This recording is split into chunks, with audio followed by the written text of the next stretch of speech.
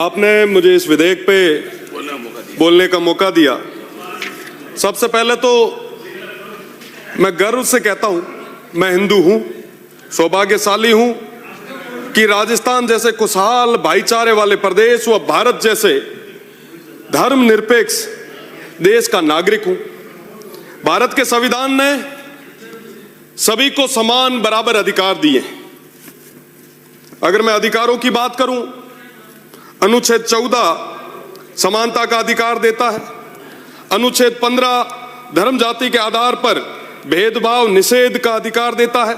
अनुच्छेद 19 का 1 का ई कहीं भी निवास करने का अधिकार हमें देता है। अनुच्छेद 21 जीवन और व्यक्तिगत स्वतंत्रता हमें देता है। माननीय सभापति महोदय, इस बिल में क्या हमारे मौलिक अधिकारों की सुरक्षा हो पा रही है? यह बिल क्यों आया है? राजस्थान जैसे खुशहाल प्रदेश में इस बिल की आवश्यकता क्यों पड़ी? 1991 में गुजरात में बिल आया, डिस्टर्ब एरिया बिल। 80 के दशक में वहां दंगे हुए थे। क्या राजस्थान में इस तरीके की कभी घटनाएं हुई? मैं जहां से आता हूं, बाड़मेर, जैसलमेर, बालोतरा, उस पश्चिमी राजस्थान से, ईश्वर के आशीर्वाद से और तमाम उन लोगों के भाईचारे की बदौलत आज तक वहां कभी किसी तरीके की कोई दंगे की, कोई तमाम इस तरीके की वैमनस्य की घटना नहीं घटित। पर फिर भी हम राजस्थान में, अरे कौन नहीं पढ़न दिया? हां बिल्कुल, राजस्थान में, अरे बिल्कुल साहब, सुन तो लो, सुनने की हिम्मत रखो प्लीज, कोई डिस्टर्ब नहीं करेगा। सुनने की हिम्मत रखो, अभी तो आया हूं, धीरे धीरे सुनो। किसी का भी इस बिल की राजस्थान को जरूरत ही नहीं थी। सिर्फ एक कारण है इस बिल को लाने का, वैमनस्य कैसे फैला है। हम किस तरीके से धर्म के आधार पे, जाति के आधार पे लड़ाएं ताकि हमें वोट आसानी से मिले। यह ना सत्ता पक्ष का अकेले का कहना नहीं है, विपक्ष का भी वही हाल है। बारी बारी से किस तरीके से हम, चलिए ये बिल ले आए, हम अगले बार जब आएंगे उस बिल को वापस विलोपित करेंगे, हम मिलके करेंगे। तमाम लोगों का अपना काम चल रहा है, पर आज के समय में नुकसान किसको हो रहा है? प्रदेश की 8 करोड़ जनता को नुकसान हो रहा है। पूर्ववर्ती सरकार जब सत्ता में थी, जिनके अभी ये हिमाकत बने हुए बैठे हैं विपक्ष के तमाम मेरे साथी, मैं बताना चाहूंगा कि पिछले 70 सालों में वो अल्पसंख्यक समुदाय, वो मुसलमान, वो हमारे देश के नागरिक, उनको शिक्षा से भी वंचित रखने का काम किया तो हमारे विपक्ष ने किया, हमारी कांग्रेस की सरकार ने किया। आप देखेंगे कि उनको किस तरीके से डरा के, तमाम चीजों से दूर रख के, उनको एक वोट के रूप में, अगर पढ़ लिख लिए ना साहब, वो हमें वोट नहीं करेंगे, उनको डरा डरा के किस तरीके से वोट दिए। अब क्या हो रहा है साहब? अब जो सत्ता पक्ष है वो कह रहा है कि साहब आप बड़े खतरे में, ओ हो साहब, इससे नुकसान आम व्यक्ति को होगा। आज हम बात कर रहे हैं विकसित राजस्थान बनाने की। 2047 में हम विकसित राजस्थान बनाएंगे। मैं दावे के साथ कह सकता हूं, क्या इस तरीके से आप विकसित राजस्थान बनाएंगे? क्या वैमनस्य के आधार पे वो विकसित राजस्थान की नींव आप रखेंगे? हम किस तरफ जा रहे हैं?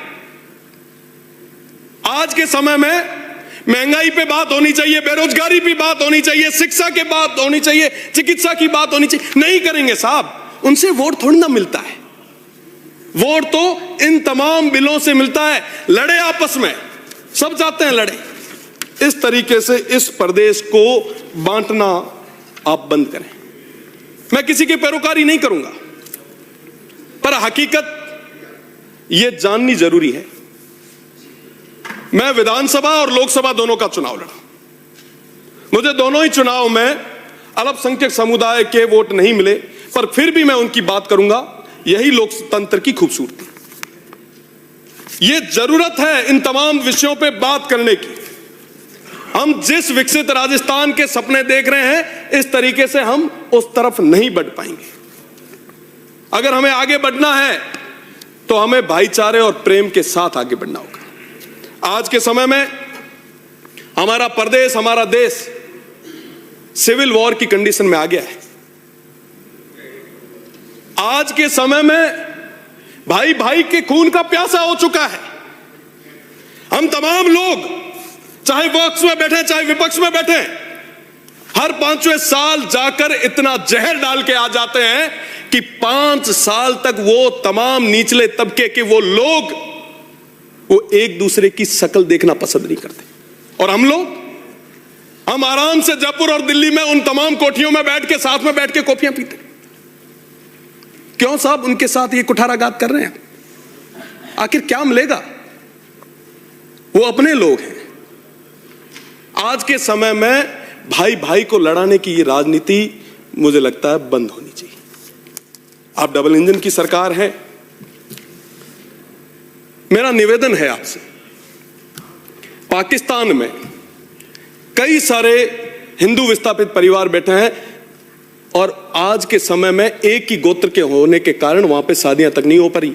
आपकी सरकार है, आप वीजा दें, बुलाएं उन्हें, आने दें उन्हें, पर उनकी बात आप नहीं कर रहे। आप क्या कह रहे हैं कि साहब ये बिल आए, इस बिल से क्या फर्क पड़ेगा बताइए आप? किसके स्वास्थ्य पे फर्क पड़ेगा? जो व्यक्ति जिसको जमीन लेनी है वो 4 रुपए किसी टेबल पे रखेगा, अधिकारी भिड़ते ही साइन करेगा। आपको क्या लगता है, आप जो अभी बना रहे हैं उसी तरीके से ही चलेगा? जिस कानून को जिस उद्देश्य के साथ लाए हैं, आपको लगता है कि वो उस तरीके से उसकी पालना हो पाएगी? आज के समय में नेताओं के स्वास्थ्य पे फर्क नहीं पड़ेगा। आम जनता जो है ऐसे कानूनों की वजह से वो परेशान होगी। आज ही कहा गया है, बंटेंगे तो आक्रमण झेलेंगे, जुड़ेंगे तो आगे बढ़ेंगे। आज जोड़ने की जरूरत है। आप सरकार में हैं, आप जोड़िए, जोड़ने से आगे बढ़ेंगे। पर हम क्या कर रहे हैं? हिंदू, मुस्लिम, सिख, ईसाई, हम चारों हैं भाई भाई। स्कूल में जब थे ना साहब, तब सुनते थे। राजनीति में आने के बाद की तस्वीरें अलग हो गई। मैं आपकी जानकारी के लिए बता दूं, जो माननीय अभी फरमा रहे थे, आज के समय में जो अल्पसंख्यक के रूप में तमाम जो वो लोग बैठे हैं ना, वो हम में से ही गए हैं, हमारे ही भाई हैं। अगर 4-5 पीढ़ी पहले देखेंगे तो स्थितियां स्पष्ट हो जाएगी।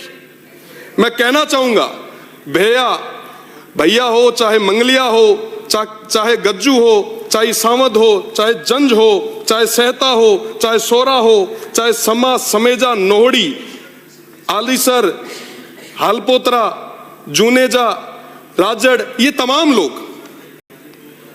तमाम लोग हमारे अपने लोग हैं, जिन्होंने आजादी की लड़ाइयां भी हमारे साथ लड़ी है। 65 और 71 के युद्ध भी हमारे साथ लड़े हैं। काल और अकाल में भी उस मजबूती के साथ सीमा पे रहे हैं। आज के समय में आप उनको कमजोर करना चाहते हैं? क्या ये ठीक है?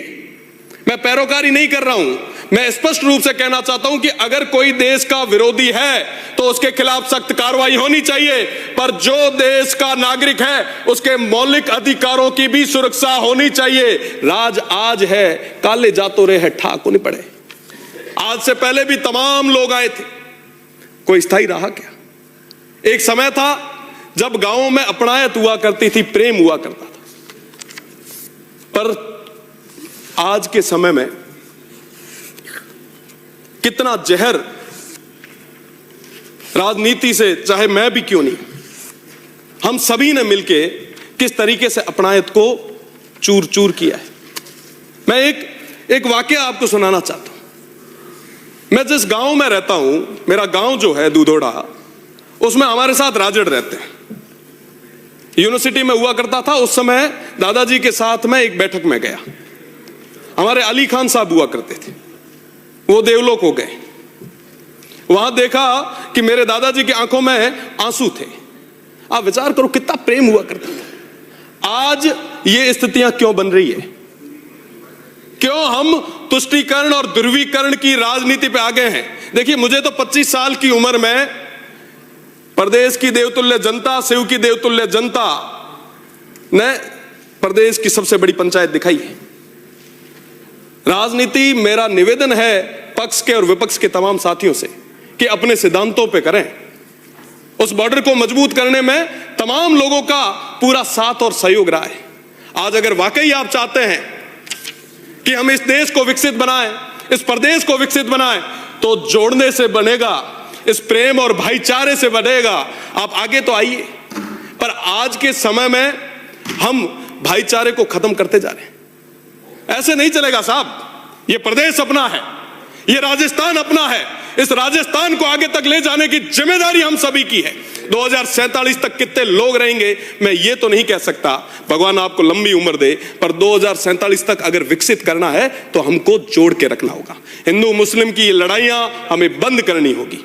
भाई भाई की तरह हमें साथ में मिलकर आगे बढ़ना होगा। तुष्टीकरण, ध्रुवीकरण, ये तमाम चीजें, अरे साहब आखिर कब तक ये हम करें? आज गांव में जो आखिरी पंक्ति में खड़ा मुसलमान है, चाहे हिंदू है, वो सब हमारे सामने उम्मीद की किरण के साथ, उम्मीद से एक तरफ देखते हैं कि साहब ये जो माननीय सदस्य आज सदन में बैठे हैं हमारे लिए बात करेंगे, हमें पानी पीने के लिए लाएंगे, शिक्षा और चिकित्सा की बात करेंगे। हम क्या कर रहे हैं सर? ये बिल लाए हैं। अभी जो माननीय सदस्य बोल रहे थे वो एकदम सही बोल रहे थे। अगर नाम भी पढ़ लो तो आप पूरा नाम एक साथ नहीं पढ़ सकते। पक्ष के जितने भी तमाम माननीय सदस्य हैं, मैं निवेदन करना चाहूंगा, अगर एक को भी पूरा नाम बिना देखे आता हो तो उठ के बोलना, मैं मान जाऊंगा। आप क्या बात कर रहे हैं? मेरा निवेदन है, हम आपके अपने हैं, आपके पराये नहीं है, पर इस तरीके की चीजें हम हमारे स्टेट को किस और ले जा रहे हैं? हम ये कुठाराघात किसके साथ कर रहे हैं? हम हमारी आने वाली पीढ़ी को क्या दे रहे हैं? हमें जो विरासत में चीजें, जो भाईचारा, जो प्रेम, जो अपनायत मिली थी, क्या हम हमारी आने वाली पीढ़ी को दे पा रहे हैं? बहुत बड़ा विषय है। मेरा निवेदन है